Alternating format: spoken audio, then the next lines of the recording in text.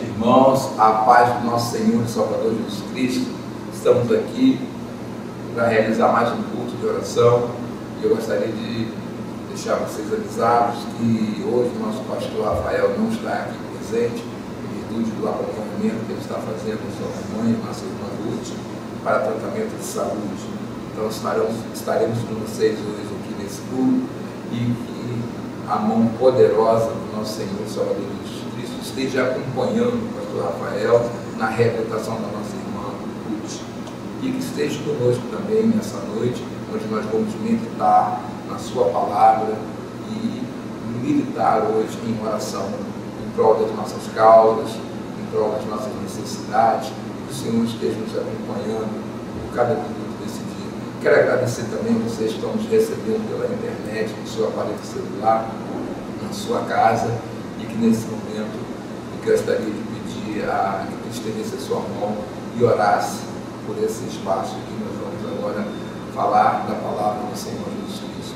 Senhor nosso Deus, te agradecemos, Senhor, por esta noite, por este dia e pela oportunidade, Pai, de meditar na tua palavra, de aprender de ti e buscar um entendimento, Senhor, para que a gente possa ser instrumento, Senhor, na vida das pessoas. Abençoa a casa do meu irmão, da minha irmã, abençoa essa audiência e que toda resistência, Senhor, do inferno, toda resistência do império das trevas, que venha, Pai, a criar escamas no entendimento da tua palavra, no ouvido da tua palavra, seja agora removido para a honra e glória do nosso Senhor e Salvador Jesus Cristo. Então, em nome de Jesus, nós entregamos esse momento. Amém. Amém. Glória a Deus. Eu gostaria que vocês abrissem a palavra de Deus no livro de 2 Crônicas, no capítulo 7, a partir do versículo 11. Vamos fazer uma primeira leitura dessa parte da palavra de Deus, principalmente no sentido de nós atentarmos para o contexto desse período. Aqui Salomão está preparando, está inaugurando, entregando a casa de Deus, o Palácio Real, e temos aqui uma palavra especial para o nosso coração. Não sei se você já abriu, vamos lá, 2 Crônicas 7, a partir do versículo 11. Assim Salomão acabou de construir a casa do Senhor e o Palácio Real. Duas coisas. Tudo que Salomão tinha planejado fazer na casa do Senhor e no seu palácio, ele efetuou com sucesso. Repita isso daí. Efetuou com sucesso. De noite, o Senhor apareceu a Salomão e lhe disse: ouvi a sua oração e escolhi para mim este lugar para a casa de sacrifício. Grava aí. Ouvi a sua oração. Se eu fechar o céu de modo que não haja chuva, ou se ordenar aos gafanhotos que consumam a terra, ou se enviar uma peste entre o meu povo, grava aí, se enviar uma peste entre o meu povo, e se o meu povo, que se chama pelo meu nome, se humilhar, orar, me buscar e se converter dos seus maus caminhos, eu ouvirei dos céus, perdoarei os seus pecados e sararei a sua terra. Amém? Glória a Deus. Deus abençoe a leitura da sua palavra. E eu gostaria de deixar uma temática para nós meditarmos hoje. E o tema é um certo modo de pensar. Um certo modo de pensar. Todos nós temos um certo modo de pensar. E contido nesse modo de pensar, nós temos uma razão. Não uma razão da racionalidade filosófica, mas uma razão pelo qual nós julgamos e tomamos as nossas decisões. Muitas vezes, num debate, numa discussão, numa conversa, nós temos razão, nós estamos com a razão, ou no mínimo nós temos uma razão, sobre o nosso ponto de vista, sobre o ângulo em que nós estamos observando, julgando, analisando aquela situação. E costumamos não abrir mão da nossa razão. Essa razão, ela nos permite, nos posicionarmos. sentarmos em determinado lugar. Mas aí está justamente um ponto em que nós precisamos mexer. Desde as autoridades. Se você perceber hoje, no momento que nós estamos vivendo de pandemia, na política, na sociedade, na escola, nas religiões, todos têm uma razão, tem um modo de pensar, e ancorado nesse modo de pensar tem uma razão. Você vai ver as autoridades nacionais com uma razão para tomar suas atitudes, você vai ver as autoridades estaduais, as autoridades municipais, com uma razão, defendendo a sua razão, da forma de fazer, seja ela no campo da saúde, seja ela no campo econômico, seja ela até no campo religioso. Você vai ver as autoridades religiosas também se posicionando com uma razão, para defender o seu ponto de vista e sustentado no modo de pensar. Na própria igreja, na nossa igreja, nas demais igrejas evangélicas, você vai ver o líder ministerial, ou eu mesmo vou me colocar em cima de uma razão, sobre um ponto de vista, com a minha razão, tentando colocar a minha razão, ou alegando ser a minha razão a melhor forma de fazer. E nós, enquanto crentes na sociedade, no nosso dia a dia, no nosso cotidiano, também nós vamos colocar a nossa razão. A nossa razão vai estar ali para garantir uma decisão, tudo sustentado por uma lógica de pensar, um modo de nós pensarmos aquela questão. Mas é justamente nesse ponto em que nós vamos precisar exercitar o caminho da bênção, o caminho da cura, o caminho da libertação, o caminho do livramento, o caminho da transformação, o caminho da conversão. E esse trecho da palavra de Deus em que nós lemos hoje aqui, ele trata, como eu falei para vocês no início, num contexto onde Salomão planejou a construção do templo, da casa de Deus e o palácio real. Você percebe que Salomão já trata do assunto de forma separada, dois espaços separados. Porque o governo humano, talvez naquele momento, não pudesse, talvez não, com certeza, não pudesse ser aglutinado num só governo. O governo da casa de Deus e o governo humano não poderiam estar aglutinados. Por quê? A junção de sacerdócio, né, e de rei só iria se consumar na pessoa do nosso Senhor e Salvador Jesus Cristo. Os seres humanos até hoje não conseguiram aglutinar isso. E Deus se posicionou no que se refere à casa dele, à casa do Senhor, onde ele iria morar. Mas assim mesmo alertou a Salomão, pessoalmente alertou a Salomão: olha, caso eu venha atingir a terra, ou com uma peste, ou se eu fechar o céu, tem uma saída. Se o meu povo, que se chama pelo meu nome, se humilhar. Ele começou por aí, foi o primeiro passo, primeira etapa, primeira decisão, se humilhar. Então a categoria humildade começa como ponto de partida, chegando até a conversão, a transformação, a mudança de vida. A mudança para uma nova vida começa com a humildade.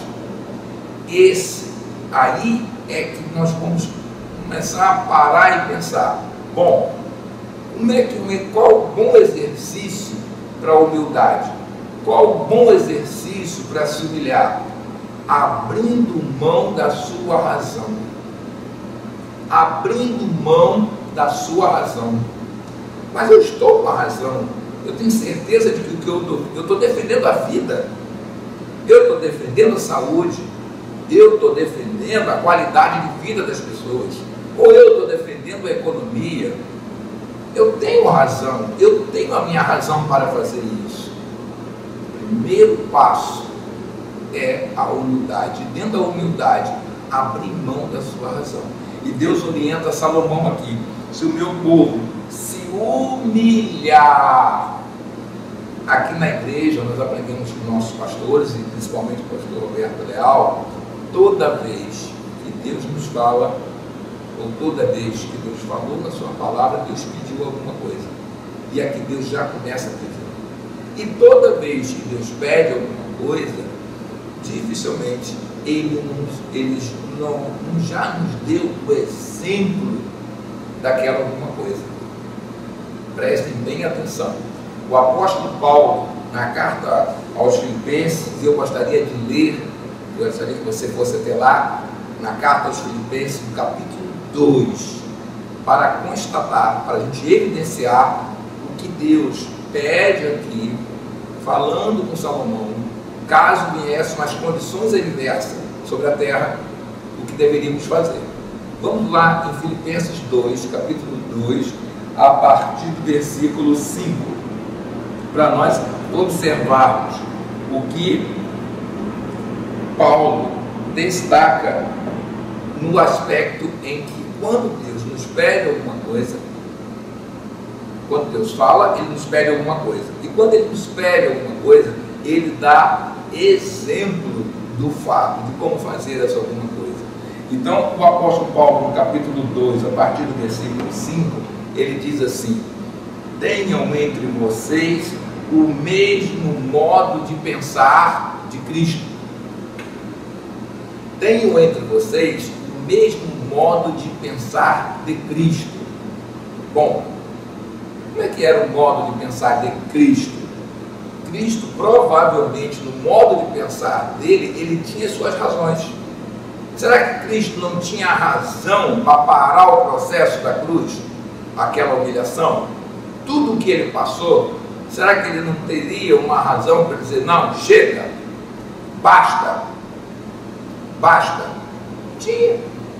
A dor que ele passou, o sofrimento que ele passou, a humilhação que ele passou, mas esse Cristo, ele, por alguns momentos, ele precisava abrir mão. O projeto de redenção da humanidade, ele precisava de abrir mão da razão pessoal dele. E como ele fez isso?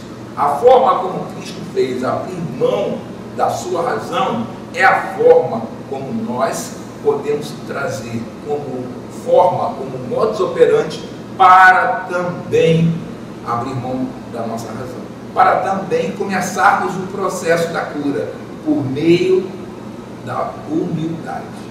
Amém? Vamos ver a continuação do texto aqui, o que nós vamos aprender aqui. Bom, tenham entre vocês o mesmo modo de pensar de Cristo, que mesmo existindo na forma de Deus, não considerou ser igual a Deus, algo que deveria ser retido a qualquer custo. Algo que tinha que ser retido a qualquer custo. Você, eu, nós temos uma forma de existir. Você talvez esteja existindo na forma de médico, você esteja existindo na forma de engenheiro, você esteja existindo na forma de um líder ministerial, você esteja existindo na forma de deputado, você esteja existindo na forma de professor, na forma de trabalhador. Você tem várias formas de como estar no mundo, de existir no mundo. E você tem a sua razão, pela sua perspectiva, né? Você é um militar, você é um profissional de saúde, você é um auxiliar de serviços gerais, você é responsável pela portaria do seu prédio, você tem a sua razão. Você trabalha lá no salão de beleza, então você é expert em termos de corte de cabelo, de ter a sua perspectiva, você tem a sua razão, você tem a sua racionalidade para se posicionar. Mas Cristo tinha a sua razão, mesmo existindo na forma de Deus, ou seja, o verbo, e precisava se tornar carne. Então esse é o primeiro passo para a gente, mesmo tendo a nossa razão para sermos humildes, colocar numa condição de humildade, nós temos que às vezes abrir mão da posição que ocupamos na nossa existência, ou de conhecimento que nós tenhamos adquirido. Vamos continuar? Pelo contrário, versículo 7, pelo contrário, e aí que eu me baseio para abrir mão. Pelo contrário, ele se esvaziou, assumindo a forma de servo, tornando-se semelhante aos seres humanos. O verbo se fez carne. Então ele se esvazia da forma dele de existência e se torna semelhante aos seres humanos. Então nós estamos no culto de oração. Se eu não conseguir me esvaziar da forma como eu estou, inclusive nesse momento, com a possibilidade de chegar até a tua casa, de chegar até o teu lar, de dar a palavra, de indicar o que você deve ler, de pedir a tua atenção para que você me ouça. Se eu não me esvaziar dessa posição e me colocar de forma semelhante à sua dor, se eu não chorar com os que choram, se eu não sorrir com os que sorriem, se eu não chegar a tentar ter uma sensibilidade para me colocar no teu lugar de forma empática, eu vou me manter na minha posição de existência, da posição que eu estou nesse momento, da posição que eu tenho o meu conhecimento. Mas eu preciso me esvaziar. Então o primeiro passo é nos esvaziar e nos colocar semelhante na posição do outro, na necessidade do outro. E reconhecido em figura humana, ele se humilhou. Opa! Olha, veja aqui, o Deus que deu a palavra a Salomão: se o meu povo, que se chama pelo meu nome, se humilhar e orar, e foi a sequência. O primeiro passo era se humilhar. Cristo se esvaziou e se humilhou. Agora, como é que se humilha também, além de abrir mão da sua razão? Como Cristo nos exemplificou o processo de se humilhar? Vamos lá na palavra, no versículo 1. Ele se humilhou, tornando-se obediente até a morte, e a morte de cruz. E agora está me vindo à memória. Então, quando o pastor Roberto nos diz, sempre quando Deus nos fala, ele pede alguma coisa.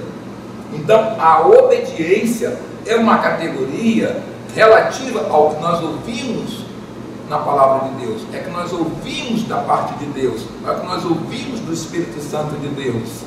Obediência.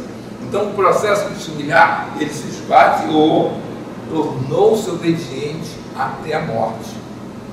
A razão que ele teria pessoal para parar o processo, ele se esvaziou, ele tirou ela e ele tornou obediente até a morte. Veja que em Isaías 53, o que ele fez? O que ele fez em Isaías 53? Apontava para ele. Ele tomou nossas enfermidades, ele tomou as nossas dores, ele tomou as nossas transgressões, ele tomou as nossas feridas, as nossas iniquidades. Perdão, e sobre suas feridas nós fomos sarados. Naquela cruz, ele levou sobre si os meus problemas, ele levou sobre si as minhas feridas, ele levou sobre si as minhas iniquidades, os meus pecados, os seus pecados, os nossos pecados. Ele levou sobre si. Para isso, ele precisava se esvaziar, para isso ele precisava se humilhar. Então, esse processo de se humilhar até a morte, eu preciso me humilhar, ou seja, eu preciso obedecer o que Deus tem dado para os nossos corações, o que Deus tem dado para as nossas vidas, para os nossos lares, para a nossa igreja, para a nossa sociedade, até a morte, a minha morte, ou até a vinda do Senhor Jesus. Até a vinda do Senhor Jesus, até a segunda vinda do Senhor Jesus, eu preciso obedecer. Então hoje nós estamos aqui orando, se nós estamos fazendo um culto de oração, para que o milagre, a bênção chegue até o seu lar, chegue até a sua família, chegue até a sua vida, chegue até a minha vida, as nossas vidas, eu preciso obedecer. E a obediência ao qual nós precisamos e necessitamos é a pregação do Evangelho. Porque a bênção, os sinais acompanham a pregação do Evangelho. Jesus Cristo registrou isso em Marcos 16. nós pregássemos o Evangelho a toda criatura, que os sinais acompanhariam a pregação do Evangelho. Aí sim, em nome dele, nós ordenaríamos os inimigos, o império das trevas, estenderíamos as mãos, as pessoas seriam curadas. Então, até que ele venha,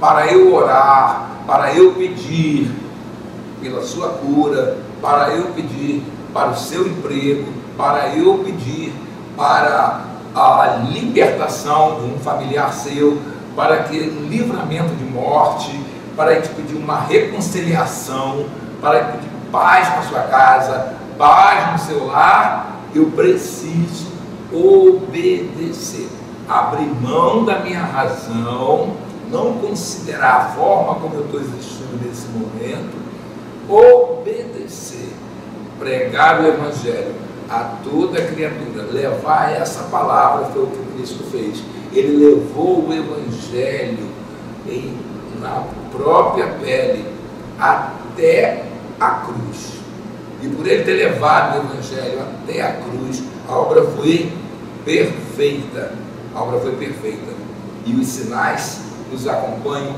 até os dias de hoje.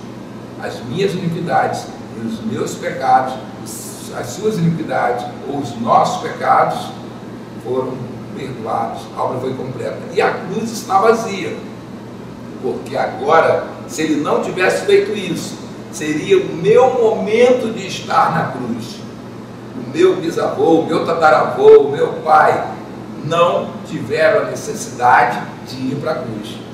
Eu não terei necessidade de ir para a cruz. Você não tem a necessidade de ir para a cruz, porque ele já fez a obra e ele já deixou a cruz vazia. A obra foi perfeita e completa. Estão entendendo? Estão começando a captar um modo de pensar de Cristo.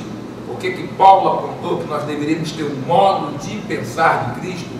Nos esvaziarmos do que nós achamos que somos, ou da posição que nós estamos naquele momento, nos colocar no lugar do que tem necessidade, no lugar dos que têm dor, nos lugares que estão feridos, no lugar dos que têm ansiedade, no lugar dos que estão deprimidos, no lugar dos que estão discriminados, pisados, no lugar dos que têm necessidade de uma cama, no lugar dos que têm necessidade de um leito no hospital, no lugar daqueles que estão perdendo seus familiares, no lugar dos que perderam seus empregos. E aí, obedecer até que ele venha a sua palavra.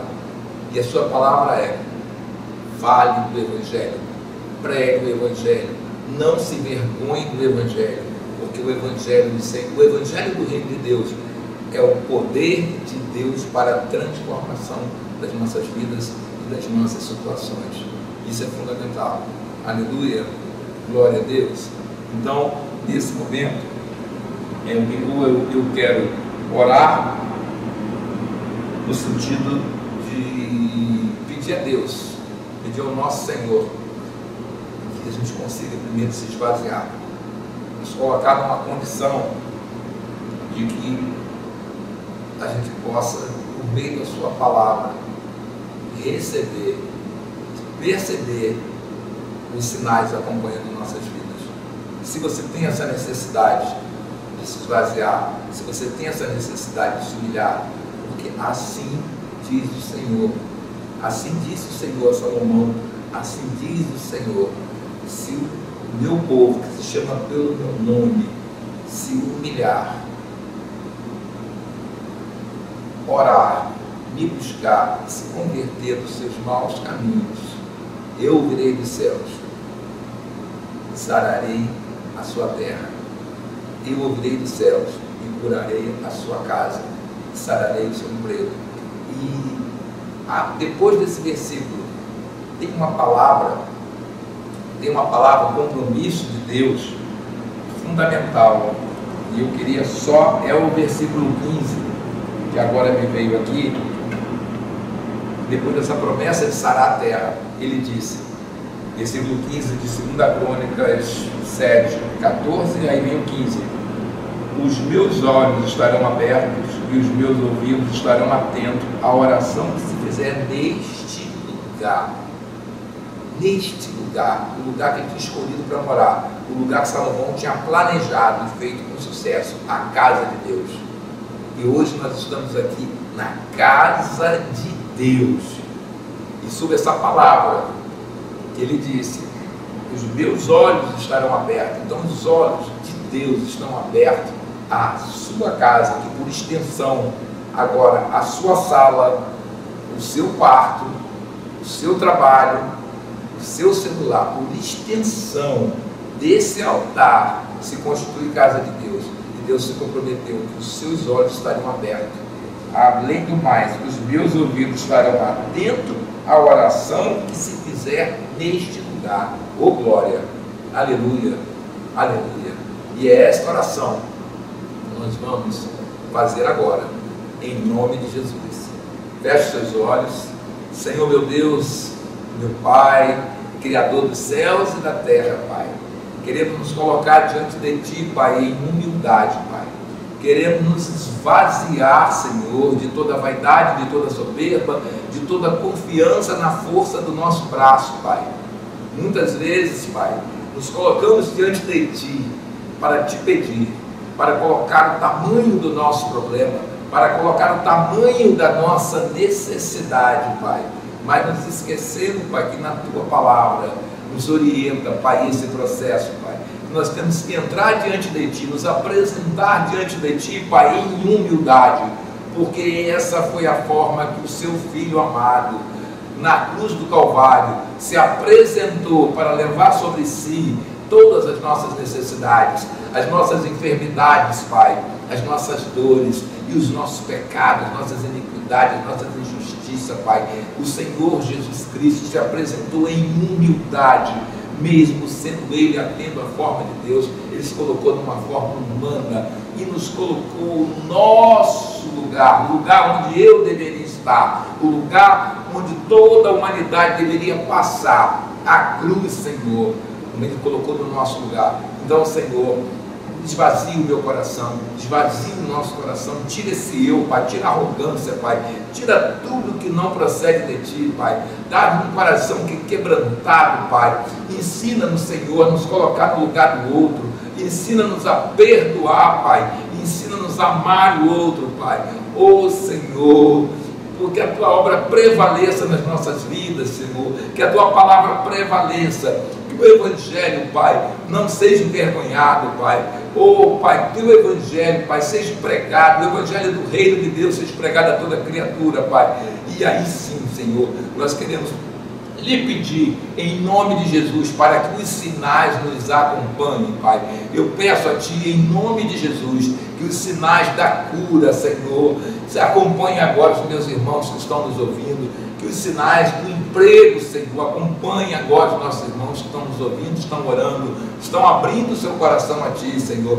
Eu peço a Ti, Senhor, que os sinais contrário à depressão, que entre a paz no lugar da depressão, Pai, que entre a segurança, Senhor, no lugar da angústia, Senhor, que entre a certeza da salvação, Pai, no lugar do medo, Pai, que todo espírito, Pai, do império das trevas, que tem impedido, Pai, do Teu povo te buscar, Pai, em humildade, te buscar em oração e se converter dos seus maus caminhos, seja agora repreendido em nome de Jesus, Pai, que o Teu povo, Pai, siga o caminho, a verdade e a vida que é Cristo, Pai.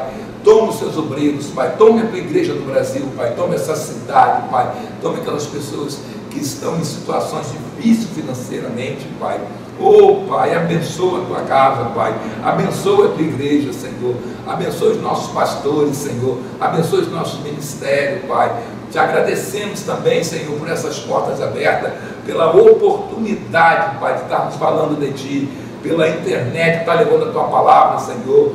Oh, Pai, obrigado, Jesus, obrigado pelas Escrituras, Senhor.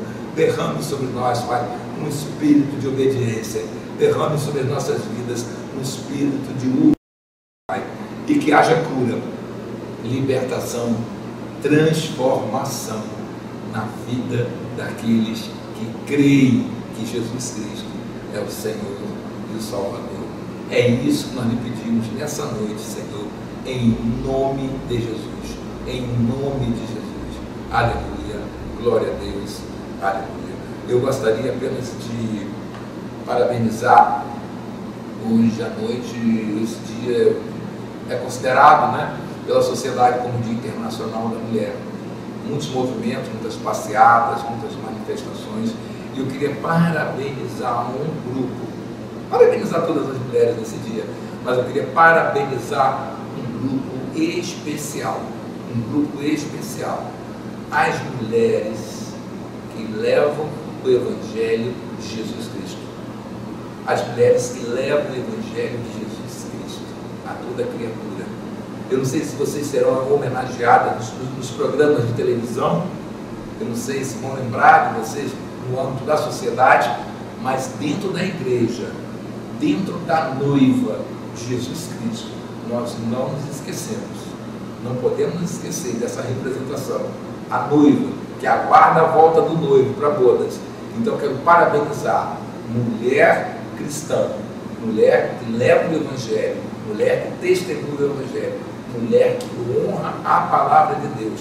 Você é mais especial para o nosso Senhor Jesus Cristo. Que Deus lhe abençoe nessa noite rica e abundantemente. Amém.